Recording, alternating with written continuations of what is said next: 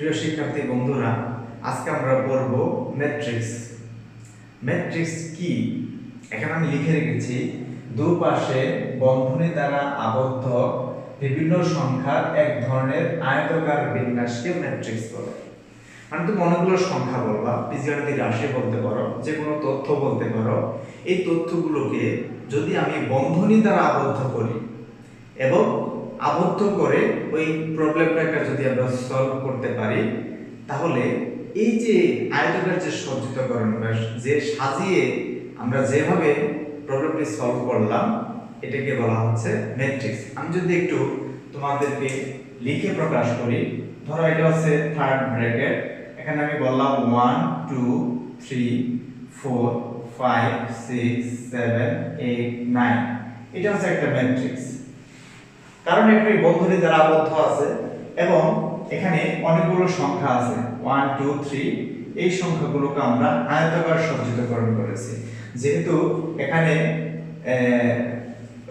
আয়তাকার ভাবে সাজানো হয়েছে এবং তার পাশাপাশি তোমরা দেখতে পাচ্ছ যে এই বরাবরে সারি আছে কয়টা? 3টা। এগুলো বলা হয় সারি, এগুলোকে বলা হয় সারি। আর উপর থেকে নিচে যেগুলা, এগুলোকে বলা হবে কি? কলাম। তার মানে আমরা বুঝতে পারতেছি যে একটা ম্যাট্রিক্সের ভিতরে যে রাশিগুলো থাকে, সেই রাশিগুলো সাজানোর পর আমরা দুইটা জিনিস লক্ষ্য করে থাকি, যে সংখ্যাগুলা সারি আকারে এবং কলাম আকারে সাজানো থাকে। যেমন দেখো, এই সারিতে এটার পরে এটা, তারপরে এটা। কলামে কি? এটা, তার উপর তার নিচে এটা, এর নিচে হচ্ছে এটা। তার মানে কি একই লাইনে, হয় সারিতে না হয় কলামে, এই তথ্যগুলো কি থাকে? সাজানো থাকে।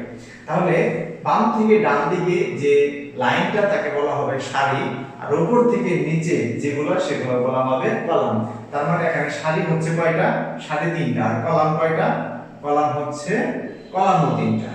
ওকে, আচ্ছা, এখানে যে তথ্যগুলা আমি উপস্থাপন করেছি, মানে 1 থেকে 9 পর্যন্ত সংখ্যাগুলো, এই প্রত্যেকটি সংখ্যাকে বা প্রত্যেকটি তথ্যকে বলা হবে ভুক্তি অথবা এন্ট্রি বলা হবে।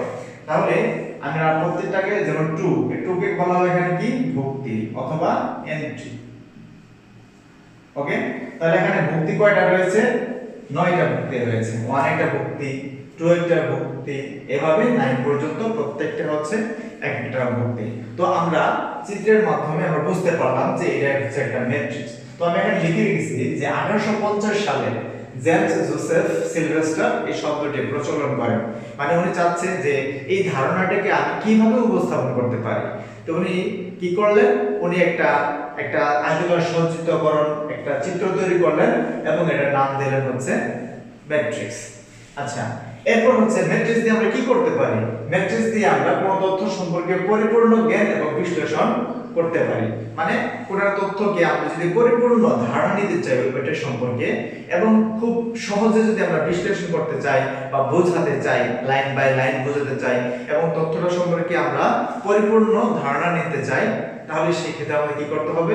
ম্যাট্রিক্স ব্যবহার করতে হবে। আমি তোমাদেরকে একটা एग्जांपल স্বরূপ বলতে পারি যে তোমরা যদি একটা সমীকরণ তোমাদের যদি একটা দেওয়া হয়, যেমন 5x + 3x + 2 = 0, মানে দুইটা সমীকরণ যদি তোমাকে আমি দিয়ে দিই, ধর আমি বললাম 5x + 2y + 3 = 0 সমীকরণ 1, এবং একটা সমীকরণ দিলাম 8x - 3y - 5 = 0, দুইটা সমীকরণ।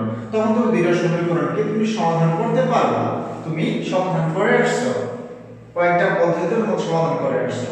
একটা হচ্ছে প্রতিস্থাপন পদ্ধতি, আর একটা হচ্ছে কি অপনয়ন পদ্ধতি, আর একটা হচ্ছে আর্গরণ পদ্ধতি। এই তিনটা পদ্ধতি তোমরা এগুলার সমাধান করে আসছো। কিন্তু আমি যদি এখন তোমাকে, এখন তো দেখো দুইটা চলক x এবং y, আমি যদি আরেকটা চলক দিয়ে দিই, এখানে ধর এখানে প্লাস দিয়ে 7z, এখানে আছে প্লাস দিয়ে 9z, ঠিক আছে? তাহলে এখানে চলক আছে 3টা x y z, এখানে সমীকরণ দিয়েছি 2টা। আমি সমীকরণ যদি আরেকটা বাড়িয়ে দেই, ধরো আরেকটা দিলাম 3x - 2y - 10 = 0 সমীকরণ দিই। তখন তুমি যদি অপনয়ন করতে চাও, আর্গরণ করতে চাও, প্রতিস্থাপনের মাধ্যমে সমাধান করতে চাও, তাহলে তোমার অনেক সময় লাগবে। মানে অনেকভাবে তোমাকে সলভ করতে হবে। 1 এর সঙ্গে 2, 2 এর সঙ্গে 3, 3 এর সঙ্গে 1, এভাবে সলভ করে অনেক সময় পর তুমি x y z এর মান মানটা বের করতে পারবা। কিন্তু এটা যদি তুমি ম্যাট্রিক্সের মাধ্যমে করো তাহলে খুব সহজে এবং অল্প সময়ে এটা কি আগের যে পদ্ধতি ছিল তার থেকে এবারের পদ্ধতিতে খুব অল্প সময়ে সমাধান করতে পারবা। তো এই জন্য বলা হয়েছে যে এটার মাধ্যমে পরিপূর্ণ জ্ঞান অর্জন করা সহজ হয় এবং বিশ্লেষণ করাও কি হয় সহজ হয়। ওকে, তো আমরা বুঝে ফেললাম সারি, কলাম এবং প্রত্যেকটা তথ্যকে বলা হয় কি এন্ট্রি বা ভুক্তি। এখন আমরা পড়ব সারি ম্যাট্রিক্স। সারি ম্যাট্রিক্স, যে ম্যাট্রিক্সের সারি একটি তাকে সারি ম্যাট্রিক্স বলে। ওকে, যেমন আমি যদি বলি 1 2 3 তাহলে এটা হচ্ছে একটা ম্যাট্রিক্স যার মাত্র কয়টা সারি? একটা সারি, একে বলা হচ্ছে কি সারি ম্যাট্রিক্স। এরপর আমরা পড়ব কলাম ম্যাট্রিক্স, যে ম্যাট্রিক্সের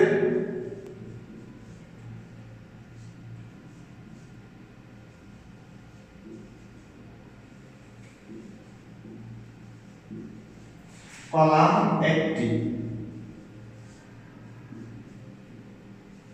তাকে কলাম ম্যাট্রিক্স বলে। যেমন 1 4 7 1 4 7, দেখো তো কলাম কয়টা? কলাম মাত্র একটা। তাহলে আমরা বুঝতে পারছি যে ম্যাট্রিক্সের কলাম একটা তাকে বলা হয় কলাম ম্যাট্রিক্স, যে ম্যাট্রিক্সের সারি একটা তাকে বলা হয় সারি ম্যাট্রিক্স। এখন আমরা শিখব ম্যাট্রিক্সের ক্রম বা মাত্রা। আমি যদি একটা ম্যাট্রিক্স এখানে লিখি A equal 1 বা 2 3 4 5, এটা হচ্ছে একটা ম্যাট্রিক্স। এই ম্যাট্রিক্সের সারি কয়টা? সারি হচ্ছে দুইটা। কলাম কয়টা? কলাম হচ্ছে দুইটা। তাহলে সারি হচ্ছে 2 আর কলাম হচ্ছে 2। তো এটার ক্রম লেখার সিস্টেম হচ্ছে সারিটা আগে লিখতে হয়, তারপরে গুণ দিয়ে কলামটাকে লিখতে হয়। তারপরে এটাকে আমরা লিখতে পারি যে 2 ইনটু 2, সারি দুইটা কলাম দুইটা। তাহলে এটার কি ক্রম কি? এটার ক্রম হচ্ছে 2 ইনটু 2। তো আমরা এটা কিন্তু ইনটু করব না, আমরা করব এখানে 2/2, কারণ 2 ইনটু 2 আমরা যদি ইনটু করি তাহলে দুইটা গুণ হয়ে যায়। কিন্তু এখানে কি ইনটু বোঝাচ্ছে না, এখানে বোঝাচ্ছে প্রথমটা সারির সংখ্যা আর পরেরটা হচ্ছে কলাম সংখ্যা। এইজন্য আমরা করব 2/2। এখন তোমরা এটার বলো তো এটার ক্রম কত?